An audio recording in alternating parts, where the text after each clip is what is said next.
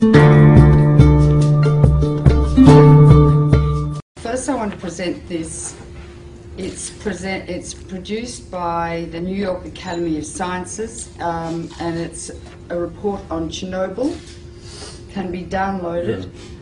They translated 5,000 articles from Russian for the first time into English. It seems that nearly 1 million people have already died as a result of Chernobyl, despite what WHO says and the IAEA. This is one of the most monstrous cover-ups in the history of medicine, because everybody should know about this. Then we extrapolate through to Japan. Japan is, by orders of magnitude, many times worse than Chernobyl. Never in my life did I think that 6 nuclear reactors would be at risk. I knew the 3 GE engineers who helped design these Mark I GE reactors. They resigned because they knew they were dangerous. So Japan built them on an earthquake fault. The reactors partially withstood the earthquake, but the external electricity supply was cut off, and the external electricity supply supplies the cooling water 1 million gallons a minute to each of those 6 reactors. Without the cooling water, the water falls and the rods are so hot they melt, like at 3 Mile Island and at Chernobyl. So the emergency diesel generators, which are as large as a house, got destroyed by the tsunami. So there is no way to keep the water circulating in the reactors. Also, on the roofs of the reactors, not within the containment vessel, are cooling pools. Every year they remove about 30 tons of the most radioactive rods that you could possibly imagine. Each one is 12 feet long and ½ an inch thick. Gives out so much radiation, like X-rays, that if you stand next to it for a couple of minutes, you'll die. Not drop dead, but with, remember Litvinenko, the Russian who got poisoned by polonium? You'll die like that, with your hair falling out, bleeding to death and dying of massive infection, like AIDS patients die. So these are, and they're thermally hot, so they have to be put in a big pool and continually cooled too. The pool has really no roof. There have been 3 hydrogen explosions blowing off the roof of the building, not the containment vessel of the core, but the roof, and exposing the cooling pool. 2 of the cooling pools are dry. They have no water in them, meaning that the nuclear fuel rods are covered with a material called zirconium. When zirconium is exposed to air, it burns, it ignites. And there have been 2 of the fueling pools at this moment are burning. In the cooling pools are many times, like 10 to 20 times more radiation than in each reactor core.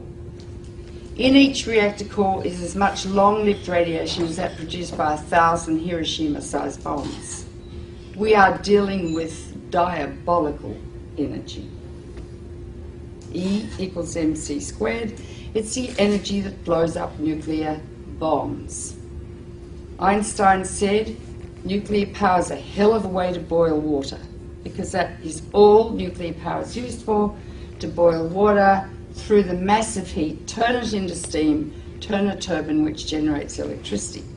Now when you fission uranium, 200 new elements are formed, all of which are much more poisonous to the body than the original uranium. Although uranium's pretty poisonous, America used it in Fallujah and Baghdad, and in Fallujah 80% of the babies being born are grossly deformed. They're being born without brains, single eyes, no arms.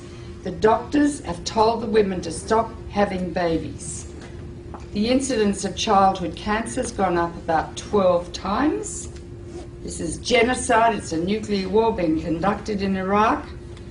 But uranium that they're using lasts for more than 4.5 billion years. So we're contaminating the cradle of civilization, the coalition of the willing. In the nuclear power plants, however, is a huge amount of radiation. 200 elements. Some last seconds, some last millions of years. Radioactive iodine lasts 6 weeks. It causes thyroid cancer. That's why people are saying better take potassium iodide, because that blocks the thyroid uptake of radioactive iodine, which later can cause thyroid cancer. In Chernobyl, over 20,000 people have developed thyroid cancer. They have to have their thyroids out, and they will die unless they take thyroid replacement every day, like a diabetic has to take insulin. Strontium-90 will get out. It lasts for 600 years. It goes to the bone, where it causes bone cancer or leukemia. Cesium lasts for 600 years. It's all over Europe. 40% of Europe is still radioactive. Turkish food is extremely radioactive. Do not buy Turkish dried apricots. Do not buy Turkish hazelnuts or dried... the Turks were so cross with the Russians, they sent all their radioactive tea over to Russia after Chernobyl. But 40% of Europe is still radioactive. Farms in Britain, their lambs are so full of cesium they can't sell them. Don't eat European food. But that's nothing compared to what's happening now. One of the most deadly is plutonium, named after Pluto, god of the underworld. 1/1,000,000th of a gram, if you inhale it, will give you cancer. Hypothetically, 1 pound, if evenly distributed, could give everyone on Earth cancer.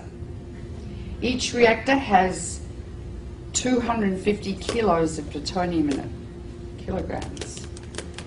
You only need 2.5 kilograms to make a bomb, because plutonium is what they make bombs with. It's the only country that has a reactor. From your uranium, you are the biggest exporters of uranium in the world, Cameco.